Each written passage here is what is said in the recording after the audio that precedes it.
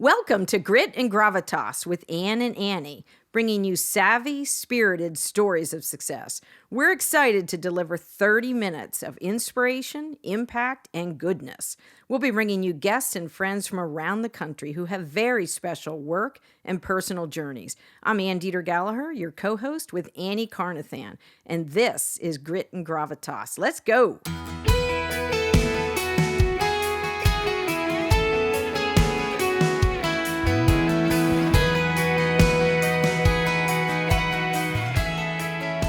Annie Carnathan, best part of my day, as my husband would say, it's kind of like a love fest in here. Welcome to Grit and Gravitas podcast studio. We have a lot to talk about today.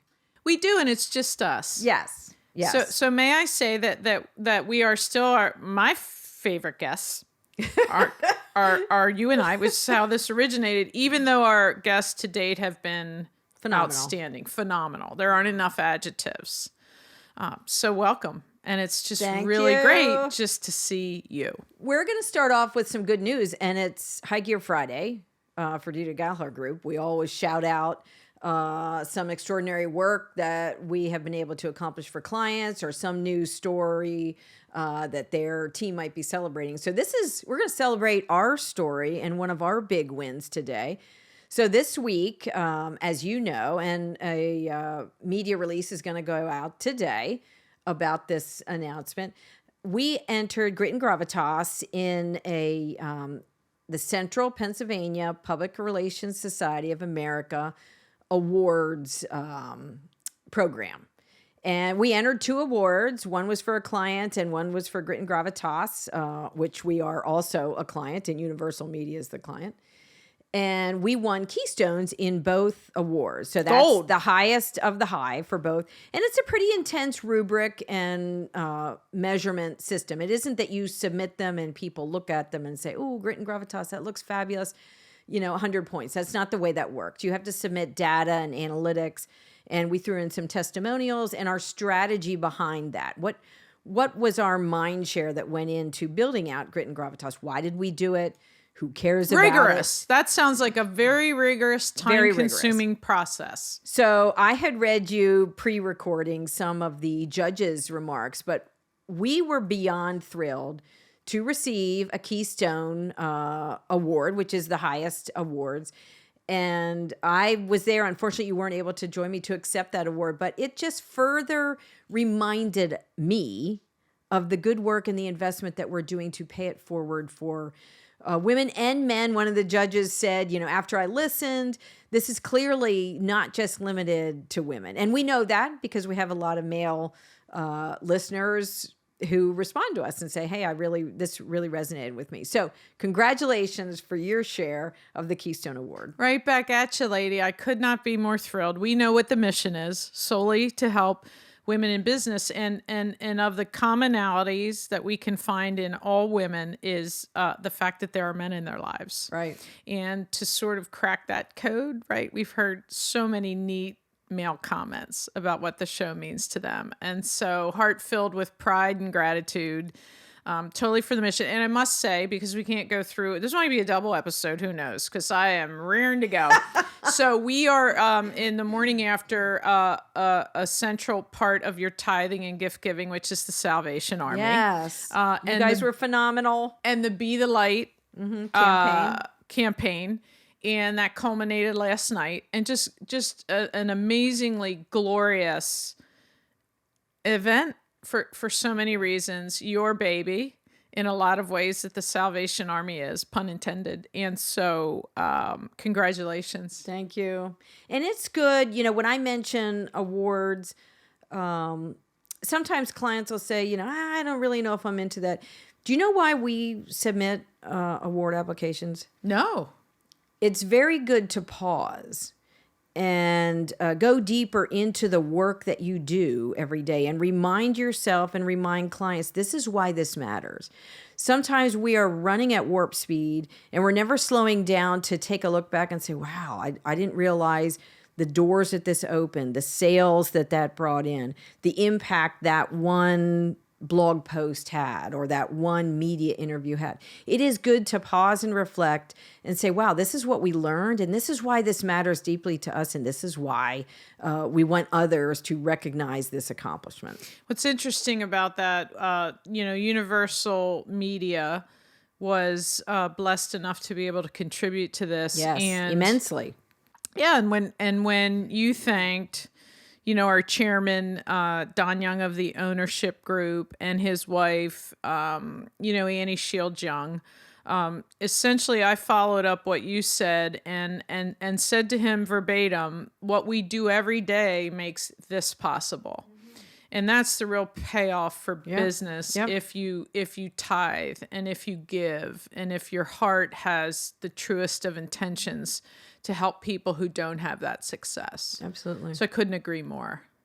Now I'm going to pivot right into business again, right? So yes, your favorite writer or blogger? My blogger, Seth Godin. So 2 things every day I read is the Bible in some capacity, and some days more than others. It's an app, devotion, Devotional. right? Open up, and that's it for me. And then Seth Godin, the blog. So he's my marketing sort of. I'm an evangelist for him, and think about that every day, 7 days a week. Just it's there. Yeah. So in talking lately about being a boss, right? And you've heard the comment that, oh, I want my own business, so I'm the boss. And let me just start with the premise that in business, you better have other bosses. So if Universal Media has, 40 partners, let's say, guess how many bosses I have? I have 40. Yes. And our ownership group, led by the chairman, is absolutely my boss. And honestly, the stakeholders really are my boss because they decide every day, right, to lead, Right. to follow, Right. or maybe some instances get out of the way.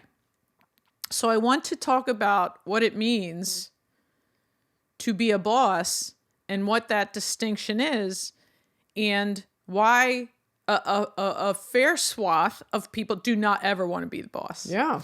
So that's how I want to say it. But I'm Majority of people don't ever majority want to of be a boss. right. Yeah. And we have a tendency in the lens for me to say, why wouldn't everybody want to make a decision? Yeah. Be the boss, speak the truth. And you forget that's your lens, and you better have people around you that are going to tell you the truth about why not everyone sees it that way. Mm-hmm. So again, shout out to Seth Godin. The title of the blog is The CEO of You. I'm going to read it verbatim. Big company CEOs get paid ridiculous amounts of money, but the good ones also do something that most of us avoid. They make decisions. In fact, that's pretty much the core of the job. Whether to shut a plant, open a store, create a division, invest in new technology. That's the part that creates the most value. When we go to work, most of us simply go to work. We do our jobs, respond to the incoming, hone our craft, make some sales. The decisions get put off or ignored altogether. And yet it's the strategic decisions that can change the arc of our career. Good line. And our job satisfaction as well. Here's a simple list of questions. What are the 5 big decisions on your desk right now? Would others in your position have a different list? How much of your day is spent learning what you need to know to make those decisions? And can you make them all by Tuesday? Wow. And to me, first and foremost, we are all our own boss. Mm-hmm. But you know what comes with making a decision too, which I don't think he talked about, is how when you make a decision, there's going to be somebody that doesn't like it, Agree with it? agree with it, think it's fair. And inherent in each and every one of us, regardless of what anyone says, we want to be liked. Mm-hmm. Right? And I just read a quote that says, why in the world would everyone like me when I don't like everyone? That's a good perspective. And I didn't mean to come in and attach those two in a day. But what most people don't want to do is offend someone, create conflict, not essentially please what it is that does whatever has to happen to not have conflict. Right.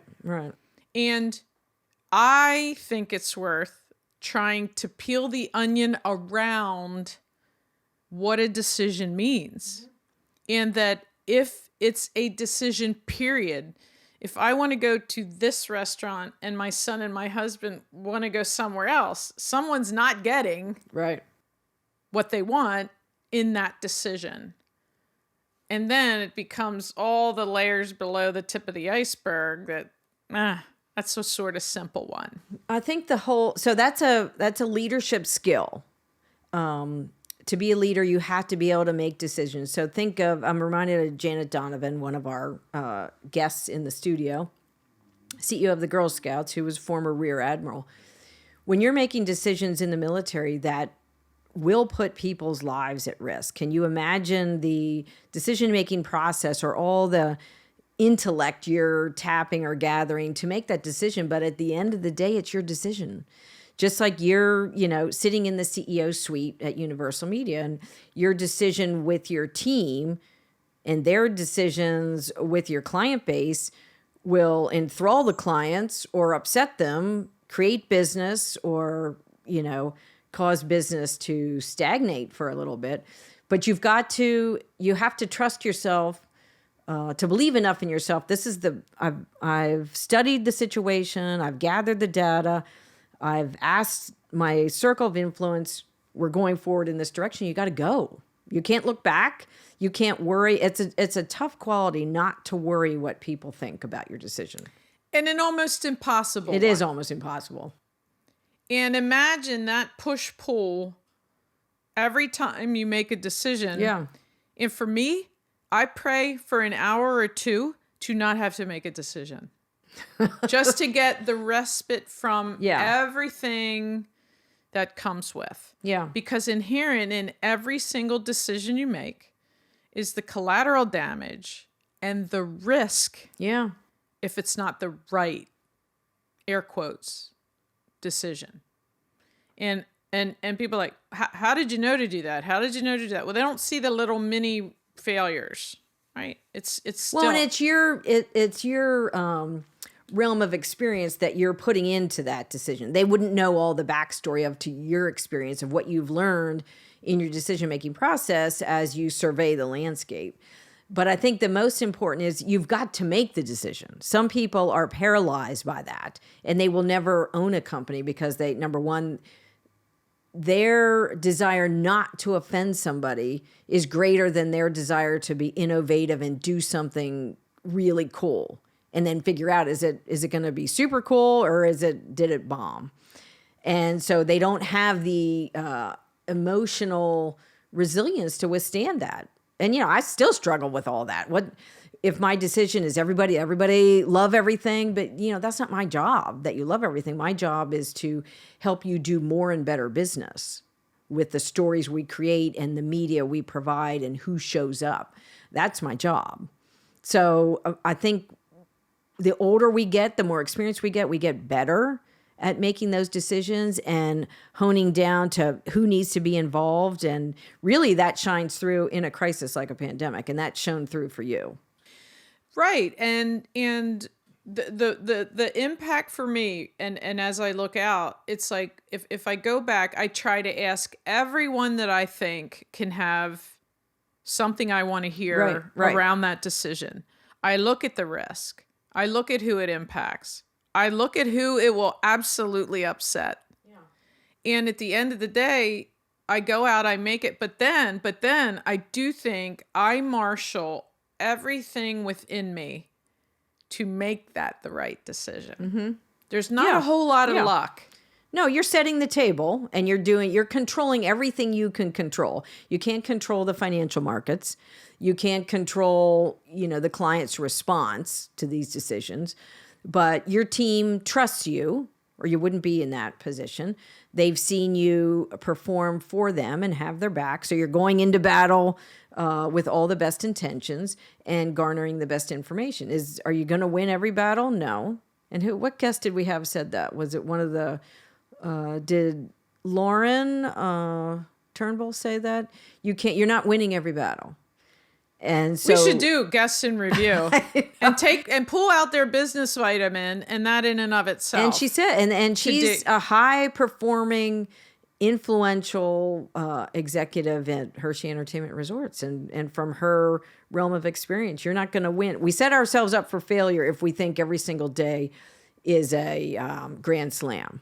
It's not. And honestly, people who sit there and say leaders that are successful are lucky. Oh my golly. And honestly, luck to me, you make your own luck. And it is where opportunity and hard work meet. It's not a coincidence. It's not lucky. Yeah. Is there favorable timing? Lots of times I'll say, ooh, everything is exactly right, but my instinct tells me it's just not the right time. Another interesting part of that equation, as we vacillate on decision making, what we rarely bring into the equation is opportunity loss.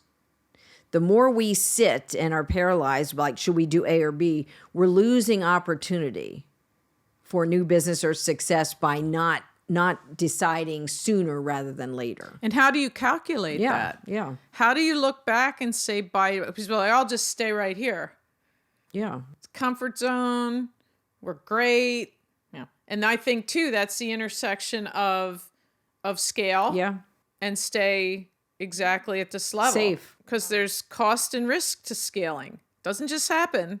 Because, when you add people to a chemistry, and you're going down, now the bar's up here for people you hire. Right. And you may or may not know any more or less about them. And so that's a really intriguing part. See what we do together that I didn't even consider. But what I will tell you too is that people who sit there and go, I don't know why I don't get promoted. I don't know why I do that. I don't know why I do that. Like every single level of leadership, and it's not the C-suite. It's not owning your own business. If someone is a director, they're either managing someone or a process which impacts their customers. Mm-hmm. If someone is a VP, more responsibility, more thought leadership. There are reasons corporations have levels. Yeah. And it isn't necessarily about the title to me. It represents more so how the company thinks and how it's structured. And so I don't think corporate is any more or less relevant to an entrepreneurial small business. It's just that you understand, to me, the levels of thought leadership and what the responsibility and the depth to that decision. Right. Somebody has to make it. And think about if you are, the leader of a company that you don't own. So now the leadership, what I started out by saying, look at all these bosses I have. Yeah. And I'm always in the middle between, the company and the partners, the ownership group and the employees. There's just this rub, constant friction. And oh, by the way, you're never, ever, ever as a leader. And I think this is really important for women to understand that with every decision, the higher and higher that climb is, the magnitude, there are going to be people who are very unhappy. That's a multiplier effect right there. The more successful we find ourselves, there will be more people underneath like, I don't think she deserved that. Or I wonder how she got in that position, or I'm not crazy about, that track record. And you really have to steel yourself to those things. You got to, I would say my biggest boss is me. At the end of the day, I have to know that I gave 110% and that it was the right decision, gathering all the information I had for that day, at that time, in that place. So here's my thing with that. So is there any way to give more than 100%? It's 100%. Or is the world doing 95 and you're doing 100? Because if you're doing 100, most people aren't doing 100. And what is 110? Like, isn't 100 the maximum? And think about that set point. Yeah. So, but I hear 110 all the time. So wait a minute. Do you have more time in the day? Are you more efficient? Does it mean you just accomplish more? And that's the kind of crazy stuff, right? No. And I mean, I think it's because what it implies is everyone else does this and I do that. Yeah. Even though 100, like, I don't know how you go over that sample size. So when you caused me not to say 110%. Well, no, but isn't Good it challenging if we do Yeah. data? Because I know exactly what you're saying, though. I do. Expression. And it 100% is, and the cliches stick around for a reason, right? You know exactly what someone's saying. And so when I say we do these indexes of stats and data and, you know, all the things that are not warm and fuzzy to me, and we say that performs at 130%, I'm like, well, what? What? Well, the relativity of that is it's 30% over the average. Right. Because you can't be more than 100, right? And so to me, though, that goes to how much is someone maximizing? Because there's absolutely no way in, like, you and I yakking before we get in here and do what we do. That's still filling time, but it's not our job at 100%. Nobody can do that. So the over efficient maximizer, go. And that's what decision makers do, even to determine where their time is spent. Yeah. And with whom. And for women, this is a women's show, we think, it impacts everybody, is like, okay, well then we bring in because what if you have a friend at the company? Mm-hmm. It's going to be adversely impacted. And they're your friend. Yeah. And then all of that comes in, right? Because women are more emotional. More touchy. When a woman starts, and we're tribe oriented, so we want everyone to be in a better place and benefit from our leadership. And I mean, there are hard facts in life, and there are inequities in life, and so we do try to make decisions in the best interest of the business, of the clients, of the employees. And we've talked many times that our chief asset are the people that work for us and with us. That's really the engine of everything. If we lose our people, we lose our business.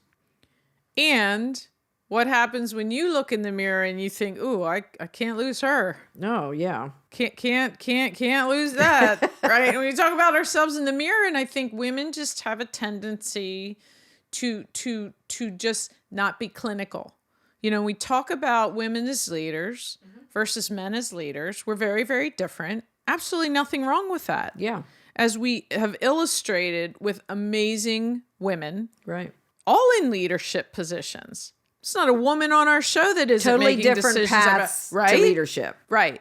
And why is it that we, as women, internalize so much more about a decision that's going to adversely impact someone versus one that we know in our heart because we know who we are. Right.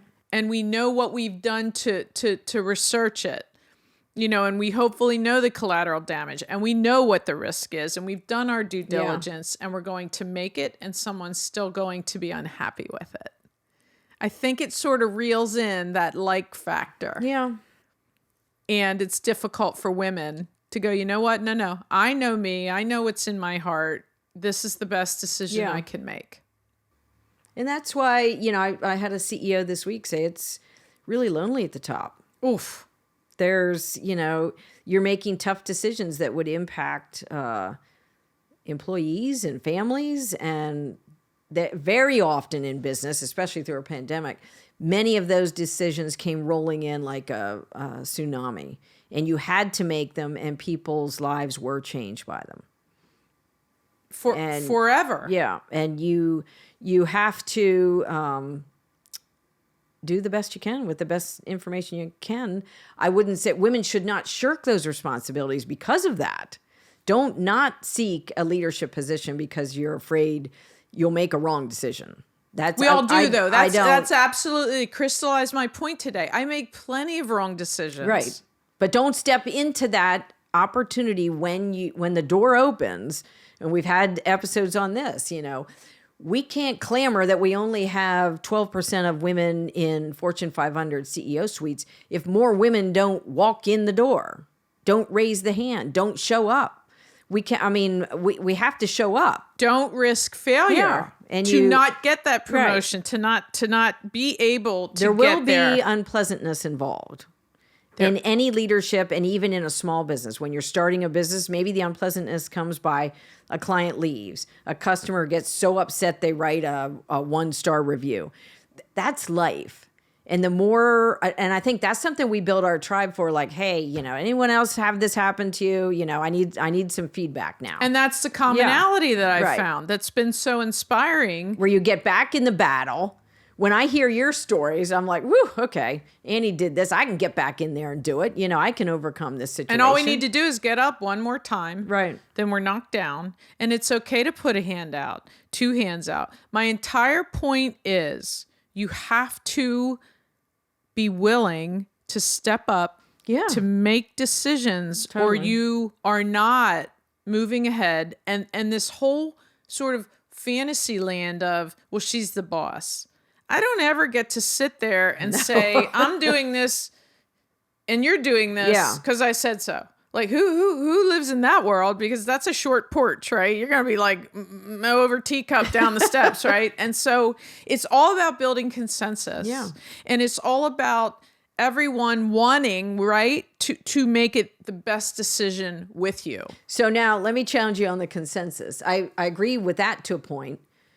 Margaret Thatcher, one of my role models, said no, I'm paraphrasing, no great thing was ever achieved by consensus. At the end of the day, the buck stopped with her, as it stops with us. She surveyed the landscape, but you know what? I'm going this way. You take in all that information. Doesn't mean you're going with groupthink. In your heart, and you're in the position of leadership, you're going to do it. So consensus to a point, but you got to be confident in yourself. Like this, I am going this direction. Follow me into battle, or find another army. Fantastic point. And that's why from two perspectives, but you hear one word, and it completely takes us down different paths, which is invigorating. And this is not scripted for all the listeners. They know that. Oh my gosh. We don't even have talking points, which makes me uneasy, but we don't. And that's your influence on me for a podcast. But later, if so we had a speaker this week at a function we had off site, and you could ask the man, what was your impression of the speakers? Yep. Boom. Female, what was your impression of the speakers? Like I love that. Nowhere near the same thing. I love that. And so the man will say, well, how would I'm a guy. How would I see that? Blah, blah, blah. And the woman's it was like this fascinating survey case study in real time. I'm like, that's so cool. My. And I wasn't really in either one's camp. Well, that's a good point for a speaker. And you and I have both been presenters many times over.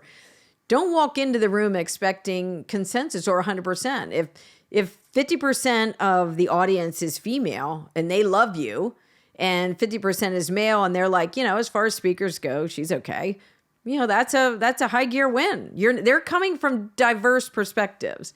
And it illustrates again, as a leader, these people said the exact same thing to everyone, and two really lenses. Smart. Yes. Yeah. With 2 different lenses. And that's okay. It is. It's not just the male female, because you have to ask. Yeah. That's okay. Me, when all else fails, I'm the genius that just asks. Can we use words? You're in the middle of this email and you're like, I don't like the phone, but I'm going to pick up the phone because I'd rather have that. Yes. Versus really a one way. That's what email is. Right. You can go back and forth, but every time you answer, it's one way. It's exhausting, and you're not getting any of the body. It's not time well spent. I need to know, and I've done it more times than not. Just pick up the phone. Can we just, especially if you're on the iPhone or you're texting, I can't do it. It's too much explanation. And you try someone and say, oh, I see a missed call. Did you need something? Yeah, I'd just like to talk to you.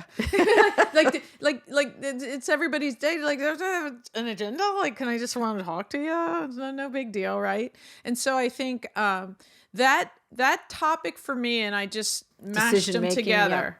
Decision making around who it upsets, the feelings I hurt, et cetera, et cetera, et cetera. Again, I feel the distinction of the more clinical nature of men versus that emotional nurturing side to women and everything that comes along with that for just maybe the same decision in a different package. So a couple of business vitamins, and I'm going to look at our time because we're getting close. We're there. Heck? Oh, we're there. What the heck? Colin's going to have to master edit. Couple business vitamins, and this is from my experience and yours too. I just want to remind every female listener and our young listeners, our mid-careerists, show up. Do not say no to a leadership opportunity, whether it's a director on a board of directors, where you have fiduciary responsibility.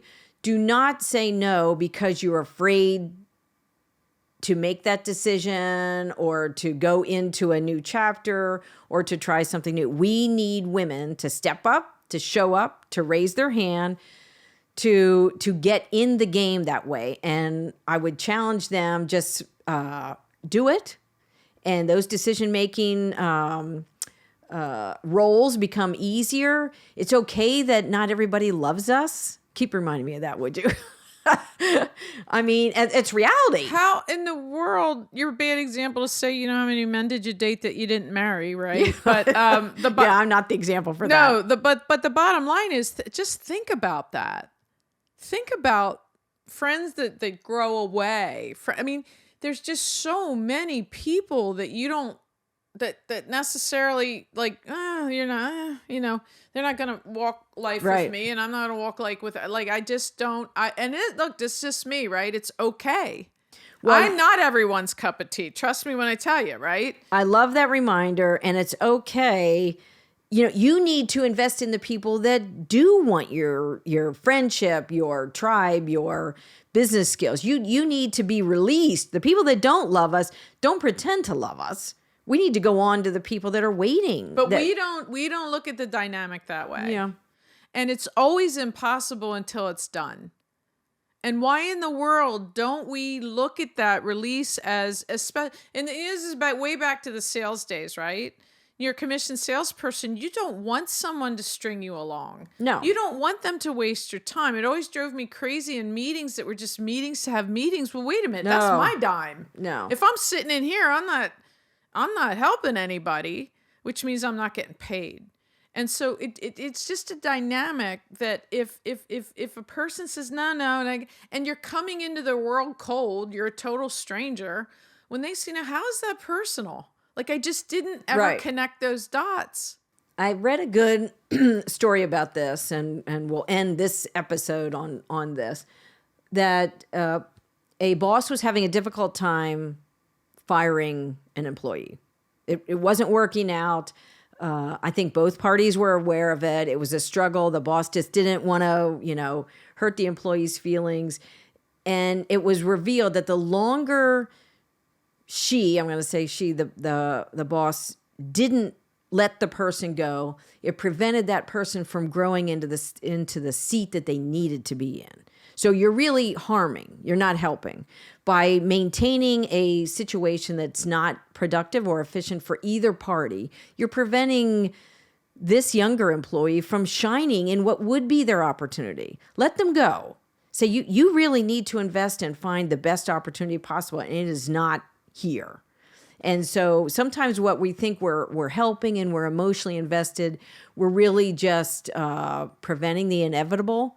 And they're missing time, and we can't get that back. And that's amen. Amen, amen, amen. And I say two things to our leadership group. There should never be a day where that's any type of enjoyable conversation to say you can't work here anymore. It's the converse of that. Yeah. We've tried everything we can do to make your heart sing. Right. And we're not able to fit each other. Yeah. Right. It's as much about the company not having a place, right, for you. And you not being happy in the place to shine.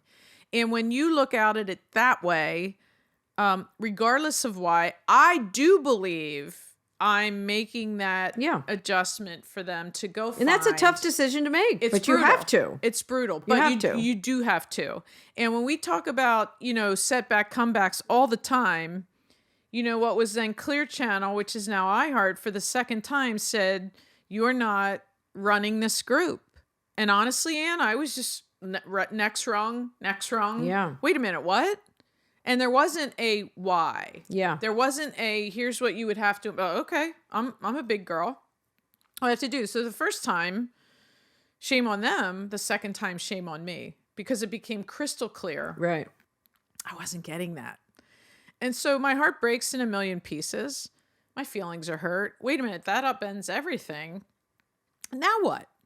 And it took me a year to figure out the now what. Yeah. And what would it mean? What would you want to do? Because here it is.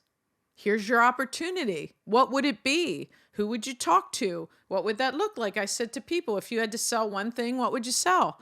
And someone said to me something every single business needs. And I went, oh, okay, that's advertising. And it wouldn't be just that. So I think and I wanted somewhere to go to every day. Mm-hmm. I wanted to belong to something. And so, all these agencies I had enormous regard for, throughout my career, people I genuinely loved that had mentored and tutored me. I mean, it just came down to where I live, where I could thrive. And then it became Right. Universal Media for the people there, for the ownership group. And I thought, wow, thank you, Clear Channel / iHeart. It would have absolutely never, I had goals and I'm so loyal. And sometimes you just sort of outstay your welcome. Yeah. But to get totally turned upside down, like, who looks forward to that? Thanks for listening. It's our desire that these stories will bring energy, ideas, and fresh thinking that you can use today. Subscribe to our podcast and follow us on Instagram, and have a high gear day.